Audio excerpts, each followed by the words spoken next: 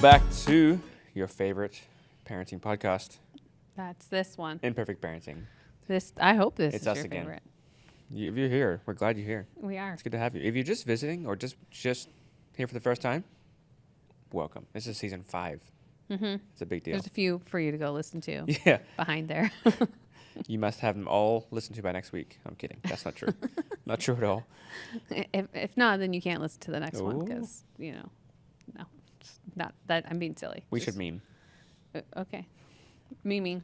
Ben's rerouting me right now. I'm just saying, this is going downhill. It's getting weird. I started it. He said that I said, do you want to share this meme or do you want me to? He goes, you share. It's girly. There's nothing I can't. There's nothing that you don't share. Pretty much true. I love this about you. Yeah. Well, I like to share things Accountability. about other people more than I'll share about me. Truth's out, people. You were there. I do talk about my own You faults, do. but you said that, so I was just confessing your sin. Thank you. I appreciate that. I think the Someone only has reason to. why this is girly is because it's kind of pink. I guess Is so. that why? I haven't even read it yet. It's not even really funny as much as it's sweet, so we'll give you that so it's just kind of pink and then a word. So I'll read it to you. Thanks. It says, my toddler was scared of the thunderstorms tonight, so I told him it was just the sky farting. And now he giggles when he hears it. Sometimes all you need is a rebrand. I mean, it's kind of funny. You just rebranded this meme for me. Oh, good. I like it now. I'm glad that you can get behind it. It's just the sky farting. Clever. It makes me think of Christian Zamora works at Loving on Purpose. He's on the Dragon Slayer podcast. He's got 3 boys. And when we first met them and they came over to our house, we have this big moose. And in the house where we met them, the moose's face kind of was it felt like it was coming at you when you were upstairs at the 2nd level because the ceilings weren't quite as tall and just kind of the alcove of this little area. So I remember Josiah comes running around this corner from Lincoln's bedroom and comes like in his mind face to face with this moose. And he's terrified.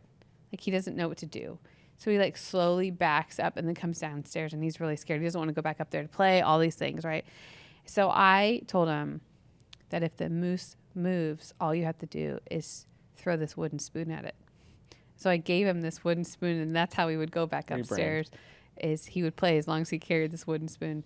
The moose never moved, in case you're wondering. It stayed still the entire time. So he never had to throw the wooden spoon. I just said that he doesn't like the wooden spoon. So it wouldn't do anything. He backs off. So all you need is a rebrand. I love it. That's it. But that's not what we're talking about. I mean, we kind of a rebrand of our set this season. Well, we do that every That's time. cool. Well, I know, but this is cool. This is Special. a cool one. Next level. Yeah. We are next level this time. Yeah. Okay. It's great. Rebrand. But we were looking at, I guess, different topics, and we came across this article at the University of Nebraska. I think they put it out in like 2008 or something like that. It's been a while. But I loved, they were trying, this is it, if you want to go look at it. It's creating a strong family. It was, again, it's just really great stuff. They have got a lot of detail in there. Worth the read. It was just an interesting thing that's what they wanted to go and kind of study and were curious about That's great. What makes a strong family. And they boiled it down to 6 different things. And so I thought we would talk about it with our spin of Loving on Purpose and kind of what we can see and how it's been implemented. And the more that we talked about it, the more I'm like, oh, we've totally done this. And it's not been this like, these are the 6 things that we will do. Right. But They're built in looking at it, reading it, and discussing it, I thought, oh, that we've done this. And I would say that we've built a strong family that I'm super proud of. And Come on. we're still in process of it. But So we would have been a great study for the University of Nebraska. okay, so there you go, University of Nebraska, if you're listening and you're going to do another one, we're available. 530. Nope. No. Pause on that. 9. No, you stop talking. The last time this happened, we were in a group and it says put your phone number on the wall, and then someone's going to grab it and call you and have dinner. Ben puts my phone number on the wall, and I'm like, what? You were the one there. It was an accident. Yeah. But what you're But it doing was right funny. now is not an accident. All right. No Okay. numbers. No numbers. Rebrand. So the first, do you want to go through them? Since I Yeah. did such intro, you're up. Yeah. Let me read them real quick, and then we'll come back and kind of go line by line. But the 6 things that they said, and I think we reworded some of these a little bit, but commitment, appreciation, communication, time together, spiritually aligned, crisis and stress is the last one. So we'll talk about that a little bit more. But the first one, commitment, that we value this relationship and we protect connection. That's how we say it all the time. Yeah. I think one of the things that's really coming alive in the Dragon Slayers world, one of our other podcasts, is covenant relationship. Yeah. Which is very much what we talk about all the time. It's probably a different way to even say commitment, but I've made a covenant with these people in this home. Yeah. With my spouse and with my children. This is a covenant relationship, which my favorite way to say that when we begin to talk about healthy soul ties is it's time spent and vulnerability builds healthy soul ties. Yeah. There's no one more vulnerable than those in your home that see you. Oh, totally. So I mean, commitment and covenant. Yeah. nobody sees me and my chonies quite as much as this family. So we are Quite as much. So who else? just making the point. Nobody else sees me. Maybe You s- Ashley. No, maybe I don't fit in Ashley's pants. So I don't get the wardrobe change that you and Sarah have. It is fun. Yeah, I don't.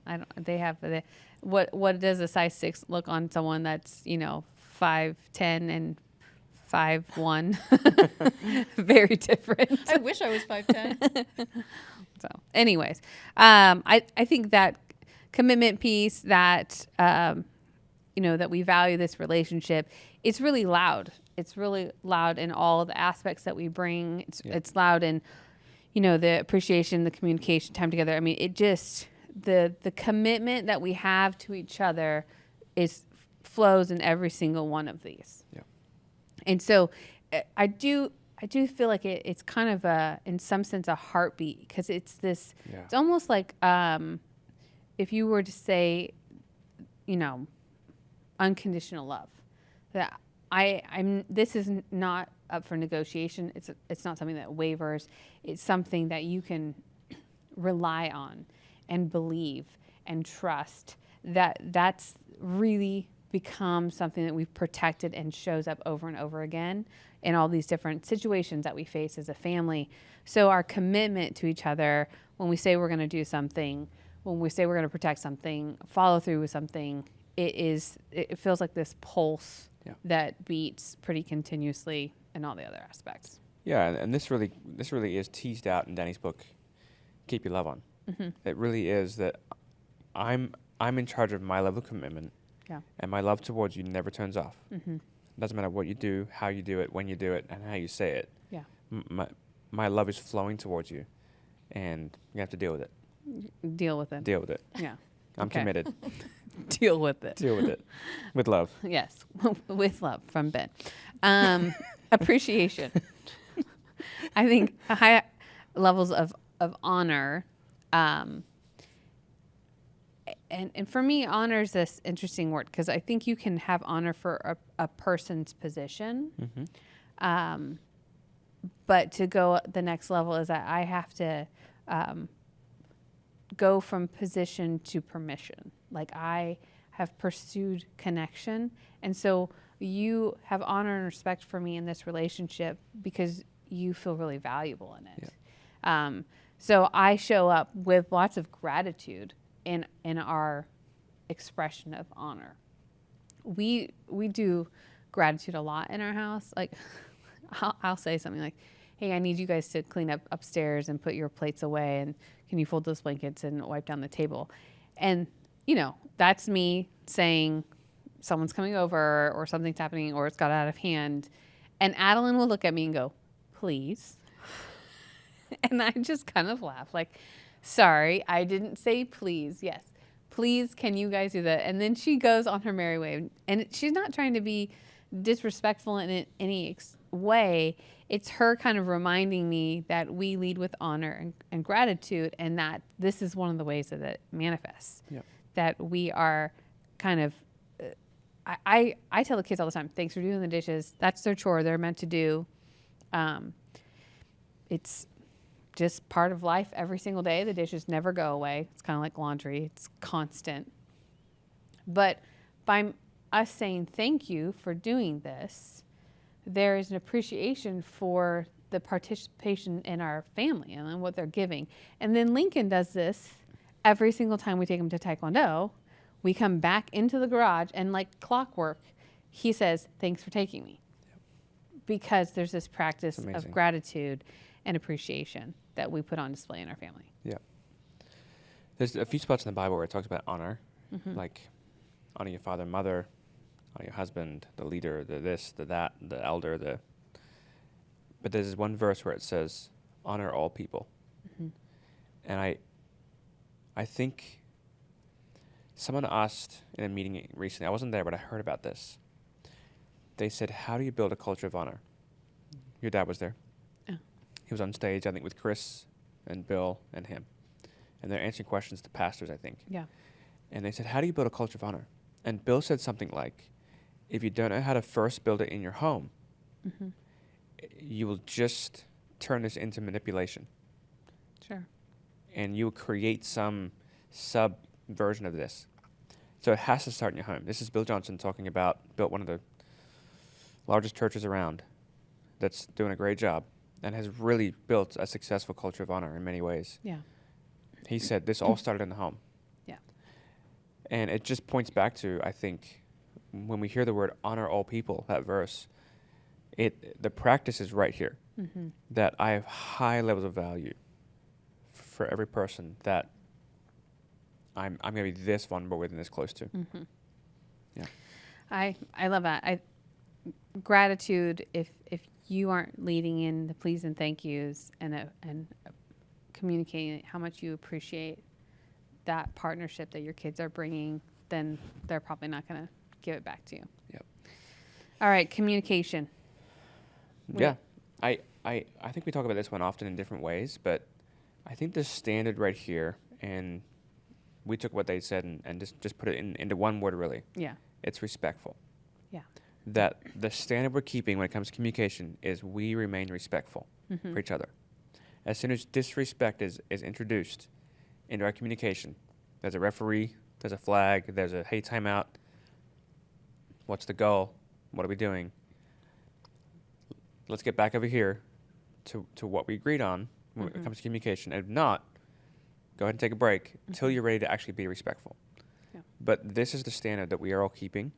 And what's amazing, we talk about culture all the time, but when culture begins to take over, it starts to police itself. Yeah.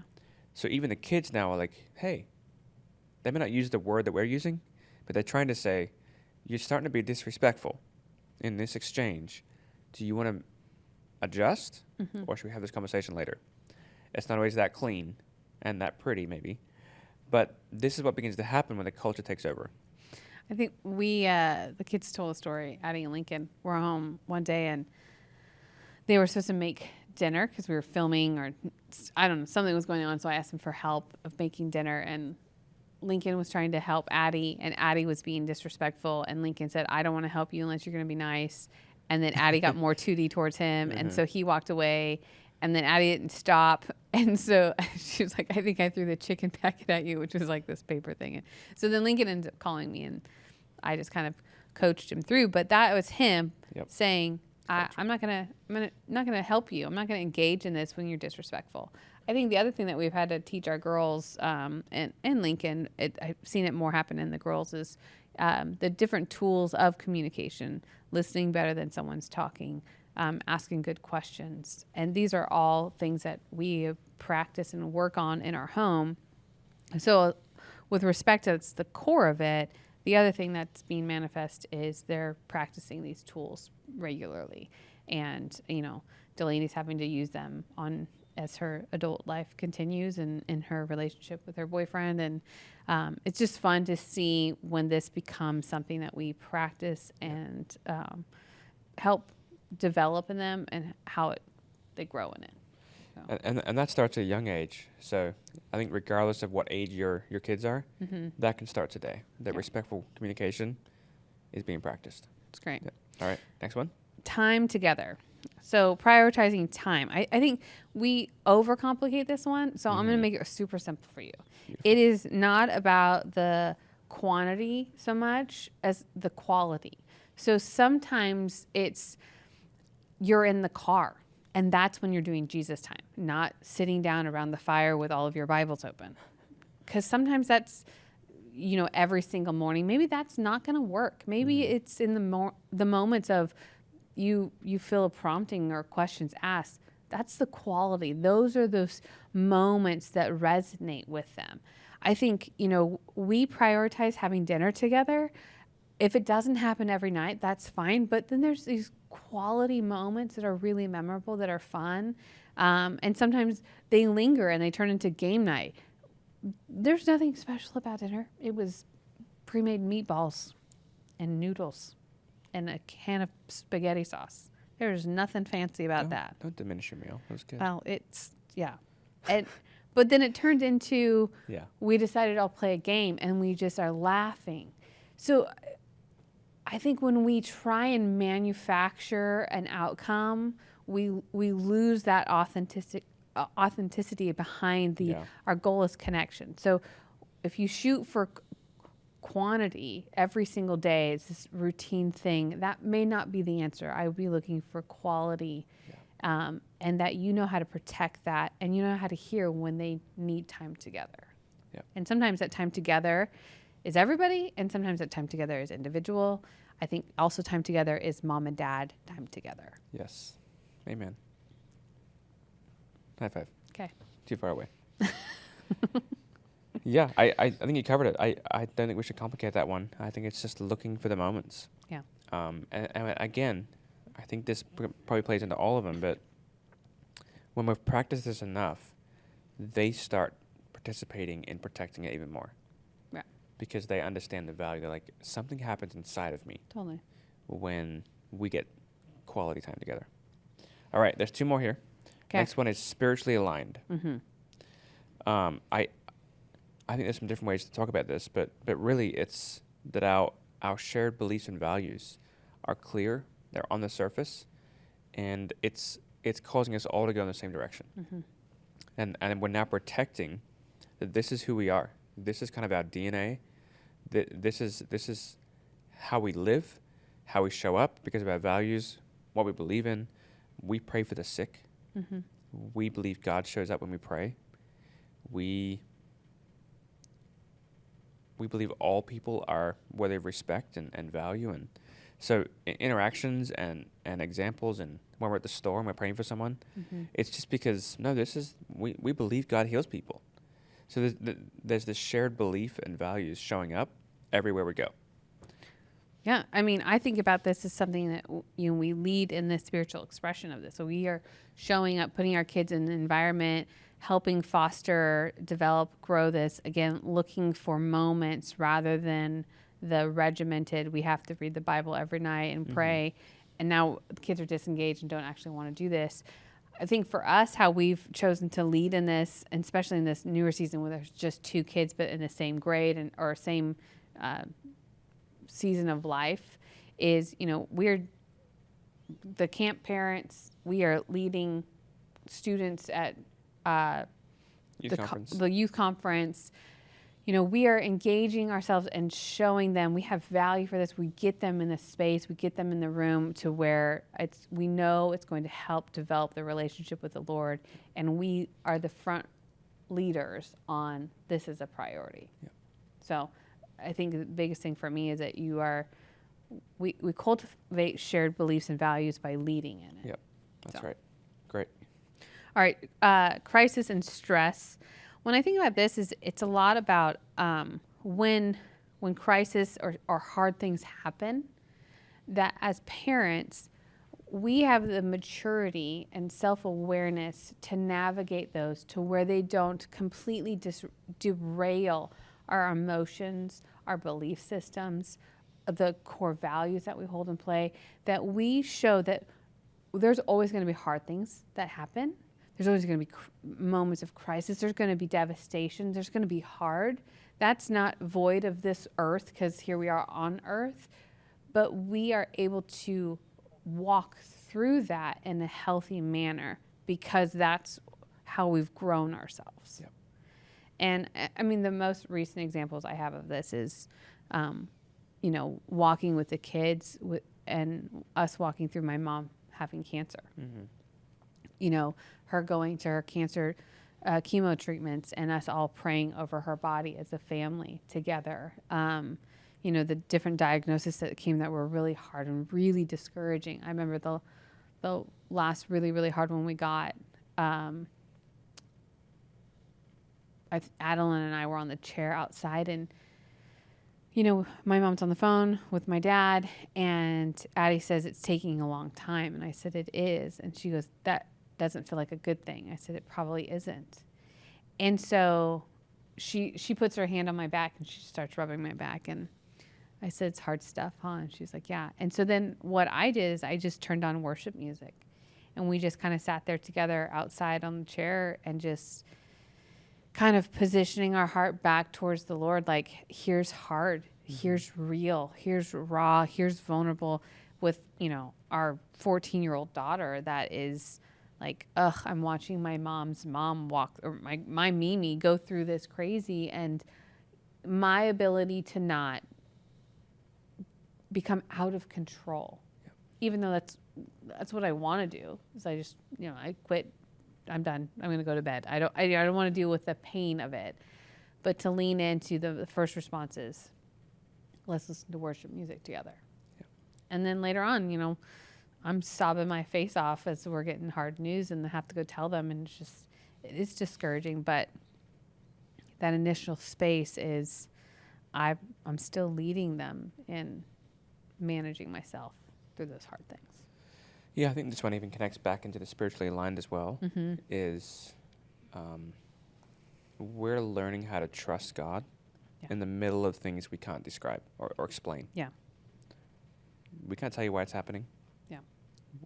We can't tell you why our dog that we love deeply decided to leave the earth early. And it's this painful experience that we all got to have together, all on different wavelengths of grief and pain, but this moment of we have a Father in heaven who loves us dearly, and he doesn't need to explain to us. We don't have to understand everything because he does. Our job is to trust him, and if we can hold on to that, then we can really navigate anything. We can move through it. And I'm notorious for there's pain coming. Okay, I'm gonna duck. I'm going to hide. I'm going to pretend it's up there. It's all good. We're good. And it doesn't help. And it's not great for my kids to see that either. And I think that's been my practice and my challenge, is to show up with, no, this is really hard. They've had to watch me through a few different things, me personally, some of my own personal pain. And then some of that does affect them, where we're now processing together. But how I handle stress and crisis and pain, it really matters, because I'm teaching them something. It doesn't mean it doesn't have to be messy. It doesn't mean that I can't feel some of the hard stuff, that I don't get to ever be out of control. Yeah. But staying in that, I trust God. This is what's most important, and this never wavers. There's nothing that can change what's true. Yeah. That's good. Well, thanks, Nebraska, for helping us identify these 6 areas. Thank you, State of Nebraska. And hopefully you found some just perspectives and things to hold on to and things to aim for. I'm really grateful for your partnership in our parenting, because we're doing a good job.